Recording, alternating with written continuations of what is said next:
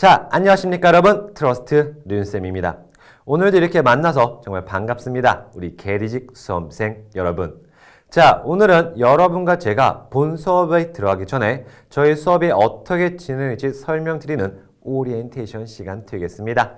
본 수업으로 바로 들어가셔도 괜찮지만 오리엔테이션을 듣고 수업이 이렇게 진행되는구나 라는 걸 듣고 가시면 조금 더 효과적인, 효율적인 수업을 하실 수 있을 것 같습니다. 자, 그럼 저희 본격적인 오리엔테이션 시작을 해볼 건데요. 짧게 끝내드리도록 하겠습니다. 자, 오늘 오리엔테이션은 총 3가지가 있겠습니다. 뭐냐면 역대 기출문제 분석표를 제가 먼저 보여드릴게요. 2008년도부터 2016년도까지 어떤 문제가 나왔고 어떻게 출제되는지 확인을 좀 시켜드리도록 하겠습니다. 그 다음 두 번째가 가장 중요한 건데요. 강의 구성이 되겠습니다. 총 4파트로 나눠져 있는데 어떤 파트, 그리고 또 어떤 파트로 나눠져 있는지 설명을 드리고요. 그 파트마다 이제 좀 설명을 드리도록 할게요. 어떤 내용이 들어갔는지. 자, 그 다음 세 번째는 학습 방향성입니다. 여러분들이 제 수업을 들으시면서 이렇게 공부를 하면 더 좋겠다라는 걸 말씀을 드릴 건데요. 학습 방향성 또한 중요하니까 열심히 들어주셨으면 좋겠습니다. 자, 그러면 저희 첫 번째로 역대 기출 문제 분석표부터 한번 가보도록 할게요.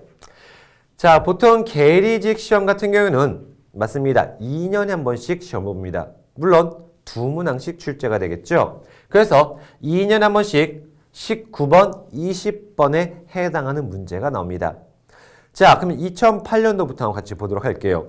2008년도에는 내용 일치 불일치와 어법성 판단이 나왔고요. 10년도에도 역시 일치 불일치와 대화 후 할 일.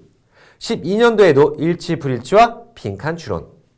14년도에는요. 빈칸 추론과 내용 일치 불일치. 다음 16년도에는 대화문 추론과 어법성 판단이 나왔습니다.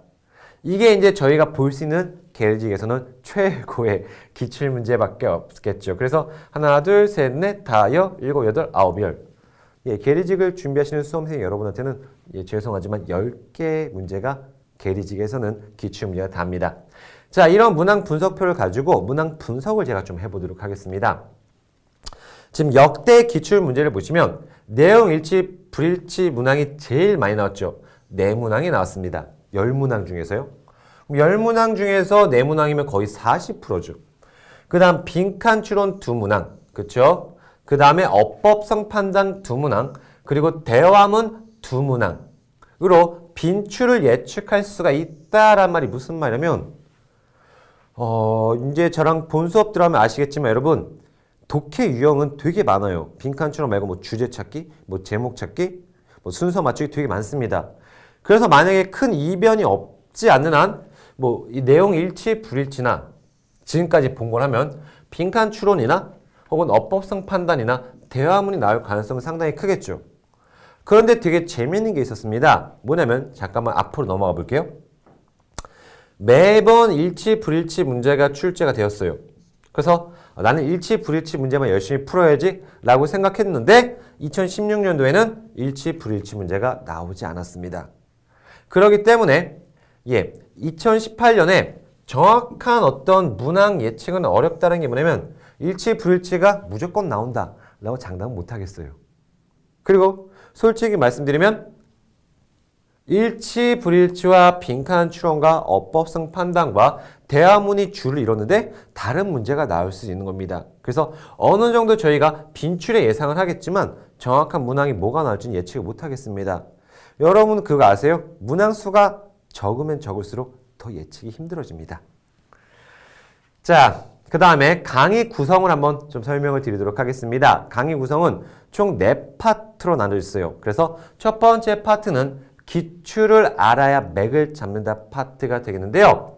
2008년도부터 2016년도의 문제를 이건 실제로 제가 강의를 하는 내용입니다. 강의하는 내용으로서 2008년도부터 제가 2016년도까지 기출문제 이런 식으로 분석을 해드려요. 그리고 그 기출문제를 같이 풀 겁니다. 그래서 뭐 내용일치, 불일치가 어떻고 유형은 난이도는 어땠고 문제는 어땠고 시사점은 어땠고 해결 팁은 어땠고 또 주의할 점 무엇이다라고 해서 강의 첫 번째는 지금까지 기출을 싹 다 정리를 해드릴 겁니다. 왜냐면 저희가 기출을 알아야 맥을 잡을 수가 있으니까요. 다음 두 번째는 독해를 위한 문법입니다. 자, 이게 무슨 말이냐면요.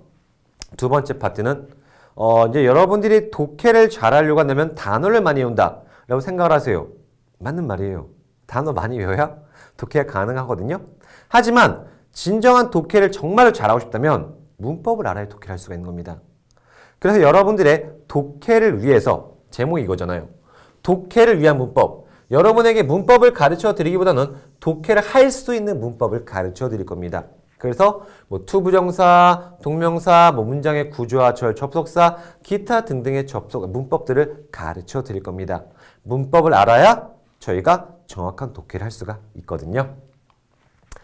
자, 그럼 세 번째는 유형별 독해 타파입니다. 자, 이게 뭐냐면 저희 계리집 같은 경우에는 아까도 말씀드렸지만 일치, 불일치, 대화문, 그리고 어법성 판단 문제가 주를 이룬 게 맞아요.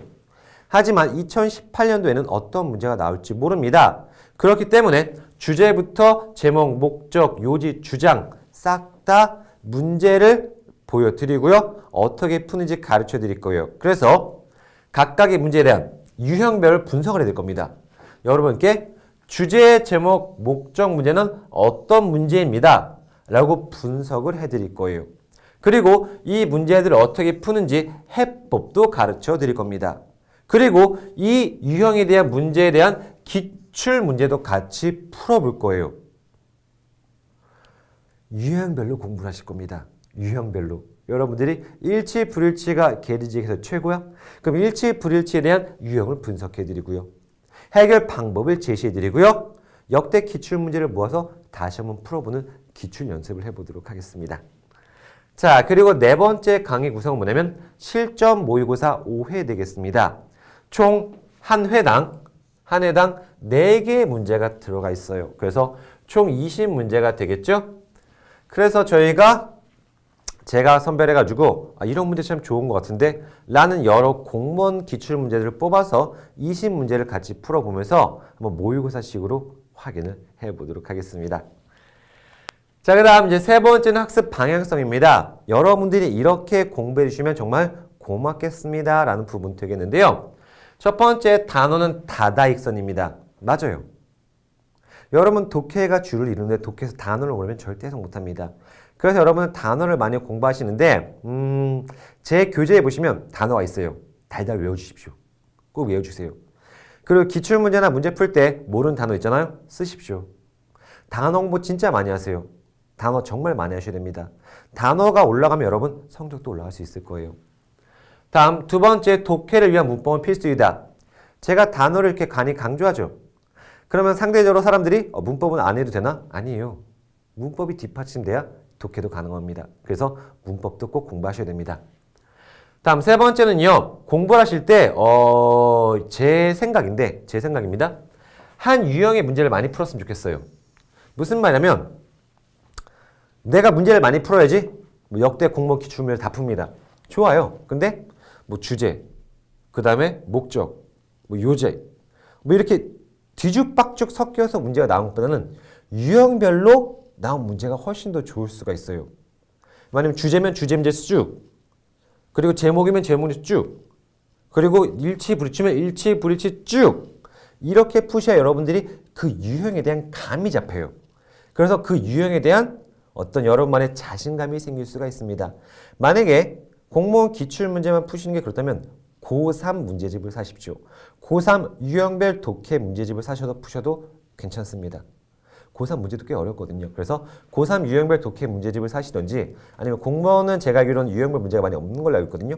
그러면 고3 문제집 괜찮을 것 같아요. 유형별 독해집을 사셔가지고 유형별로 문제를 푸시는 게 상당히 좋아요. 그러면 여러분들은 그 유형에 대한 감이 잡힐 겁니다. 마구잡이식으로 풀지 않으셨으면 좋겠습니다. 자, 이렇게 해서 제가 본 수업에 들어가기 전에 여러분께 OT를 소개시켜 드렸는데요. 이 OT를 기반으로 저희가 본 수업 즐겁게 한번 들어갔으면 좋겠습니다. 자, 지금까지 트러스트 류인쌤이었습니다.